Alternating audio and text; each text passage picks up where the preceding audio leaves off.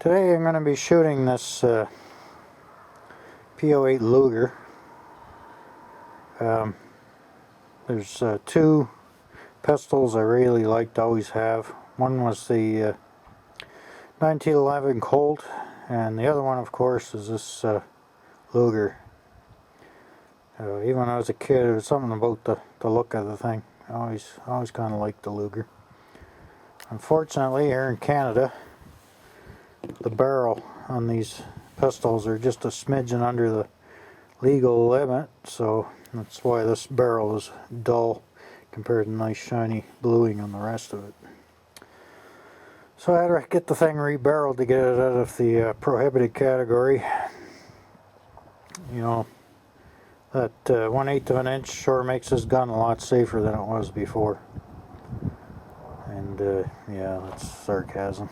Anyway, this particular pistol was manufactured in 1938, and yes, it's a World War II German Luger. To me, it means nothing more than being a historical artifact, and it's quite fun to shoot.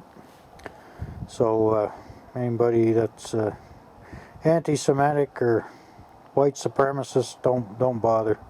I'll just block you and delete you. Having said that, I'm going to get some targets up here and get some blasting done to see what I haven't had this one out at this range yet, so probably gonna have to sight her in a bit. And the only real adjustment you have on this pistol is the windage in the front sight, as far as I can tell. You see in the back, you've got no adjustment whatsoever. But it's real unfortunate that I had to take have the barrel replaced, and here's that goddamn wind again, because as you can see, the rest of this pistol is really nice. It's a factory refurbished Luger, and it's just a beautifully done pistol. This one, I don't know if you can see that or not, has retained the original markings. And again, other than being a part of history, the war has been over for over 60 years, so let's just drop any of the insignificance that has any for. I have many members, great uncles of my family that went over, made sure that those things weren't flying over our country here in Canada. So let's put that to rest. But it is a nice looking pistol, and there's a lot of history in these. The United States Army almost took these guns before they came out with the Colt 1911. They're looking pretty hard at them. But, especially in the day, I can't see the Americans using a 9mm. Yeah, they like tossing those big old chunks of lead to get the job done in the first shot. So well, there she is. I'll get set up, and so I got to put the wind baffle on my camera and start tossing some bullets down the range here. Okay, these Lugers have a pretty interesting action on them. They come from the early days of semi-automatic pistols.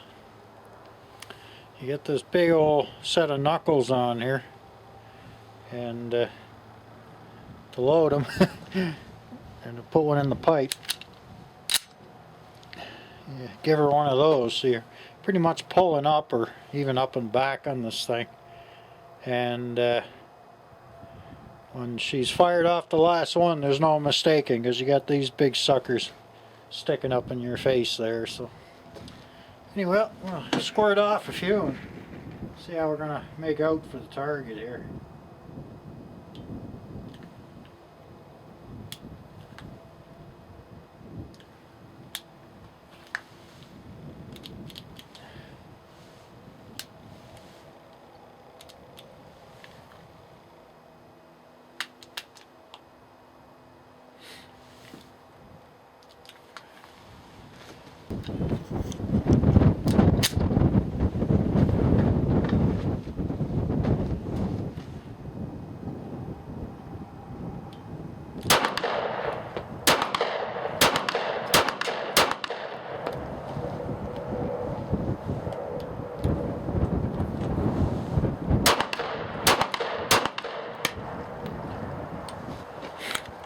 see when she's all done.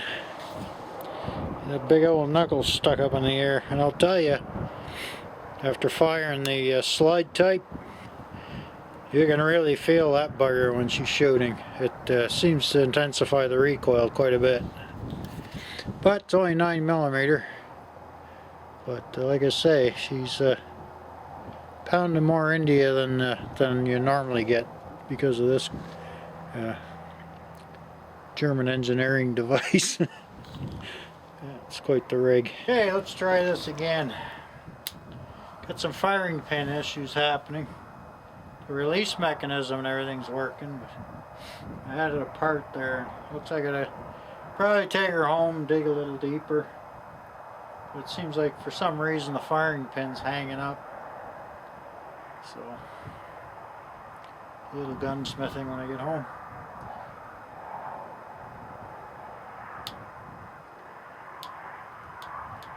Yeah, she's at it again.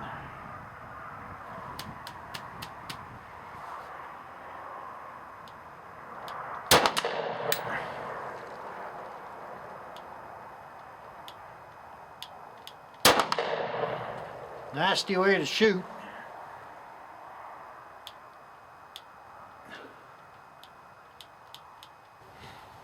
Alright, now you behave yourself.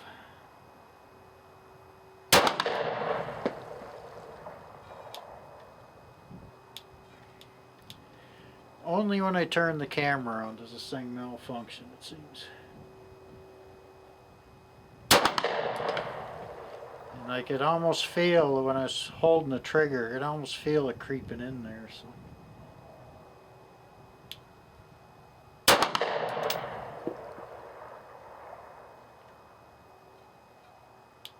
She's sticking.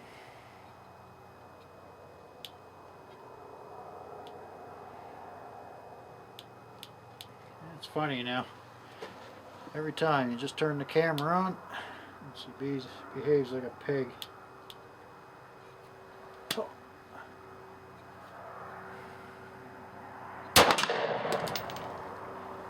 Now I'll go at the 50 meter.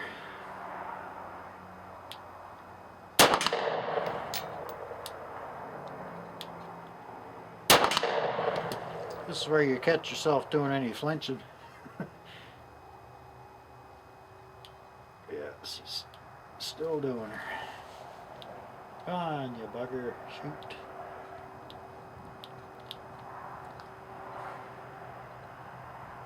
It's camera shy. Worst part is I got a released trigger pin. So I'll just have to hold her down range so she does it. Get the clip out of it.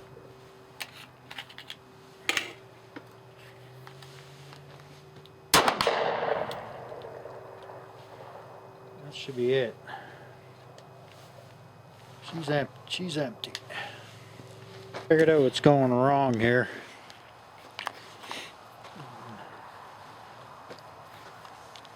You pull the trigger. She's quite the trigger mechanism. Maybe you can see it or maybe you can't. It lifts this contraption here. Now there's the trigger pivot. There's a bar in there that rocks, that pushes on a spring-loaded pin, which raises this. Which you got your spring in the back here. But inside there's basically just a block. Your firing pin is spring-loaded, of course, inside, and it pulls back, and it's held by this latch here, which goes straight into the action. It's not lifting quite enough to clear. It's hanging up so that it doesn't release. So I just very gently gave this a little tiny lift, and I bet you it takes about maybe a thou or two and it'll release every time. So it's just hanging up in there. Looks like I got some gunsmithing to do, but try to cock one. one of these with a screwdriver in your hand. I checked that it's empty and it's pointing downrange, but shouldn't dry fire it. But you can see I got the trigger all the way back, and she's not. You can't hear the click unless I do that. So we're shit out of luck shooting this today. So I gotta have a look at that, do a little reading on it.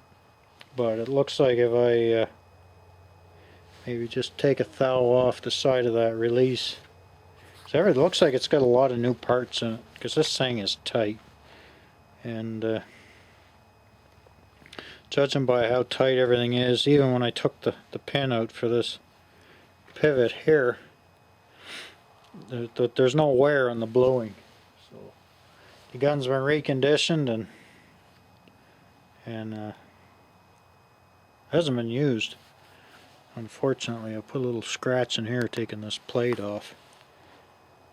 And I got a feeling there's something missing in this too. So I'm new to these Lugers, and I'm curious enough to kind of figure out what's going on with this. So it's not going to be hard fix. I'll talk to a few gunsmiths just to make sure. And it looks like I might just have to trim the release on the, bring it down a little bit to get this to release with the trigger pull, because everything else in here is set. When I get home, I'll do a video of taking this little bugger apart. It's pretty interesting how these work. Let's see what we did.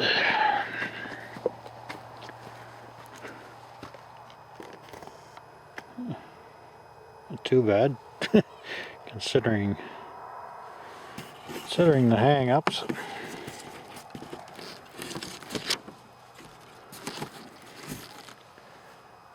Punched a few holes in her. 25 meters. But yeah, it's pretty hard to concentrate on aiming when you don't even know if the thing's going to go off. So, took a stab at this leftover target here too. Didn't do too bad. Ventilated a little bit. Somebody put it up and walked away from it. Lots of that going on. Lazy buggers. And put one up here, here, and here. So, another one up here. So I'll be reusing this target. Pull masking tape out. Again, this time with the camera turned on. What I'm going to do is break this thing down. It's quite straightforward. Okay, of course, check, make sure she's empty. She is. You push the barrel on the surface like that, and there's this little lever on the side here. This funny looking fellow here. That rotates down 90 degrees to release your barrel. Down, 90, out, and the side plate's going to go with it, and she slides off just that easy. Don't need this part for now. This is pretty neat. This is the top. This slides into the trigger, and when you pull the trigger, it just operates as lever, and hopefully we can see that. That just rocks that lever there, and this pushes on this. Of course, now the trigger released because I was able to push that fern off. So there's a pivot here, and it's basically just a bar, and there's a spring here on this end. That pivot pushes here. This is spring loaded. Pushes here. There's a catch inside. Of course, when that moves out, releases the catch that's on the firing pin inside here. So, the extractor. So I'll push this pin out. It's a lot easier than I thought it would be just to break this thing down. Once that pin's out again, it slides apart. So there's your sliding barrel. And you got your pretty much a friggin' knuckle action here. But you can see when you cock this thing, this is the catch on the firing pin. You can see here, and your extractor. And that's up a bit when she's got a round in the pipe. But normally when you release, this catch is held back by that little doodad here I was showing you. The catch is on the inside here. I doubt if you can see it. Anywho, here's the problem. When I pull the trigger, the catch isn't clearing all the time. And it's just hanging on to the catch on the firing pin. That comes out. Just take a screwdriver. You can see the back's kind of got a slot in it. 90-degree turn. Catch it before it goes springing across the room. So you get your retainer and spring. And there's the weirdest looking firing pin I ever saw. It kind of looks like a little rocket from a 1960 sci-fi, doesn't it? And I gotta find out what I can do about that tomorrow. I'll give a couple of gunsmiths a call and see what they say about this. That and the fact that this thing likes to come out a little too easy. Got a couple of bite marks on it now. I notice there's a hole going in here and here, so I got a feeling there's something missing there that helps keep this fella moving here in place a little better than that. Things about a new gun, you get to learn all this stuff. Taking it apart, not much to her. That was pretty straightforward. And there's one bits and pieces World War II Luger. It was actually really, I believe it was really called a Parabellum. 9mm. But when I was shooting, like I said, when I was looking at the targets, it was shooting good. Like I wasn't having any trouble hitting the target. But when you're trying to get the trigger to release, your concentration on your sight picture's toast. That's a pretty good excuse, isn't it? Anyway, there she is. Tomorrow I'll find out what's going on, and there'll be a part 2 to this video. Hopefully shooting it without nothing happening business.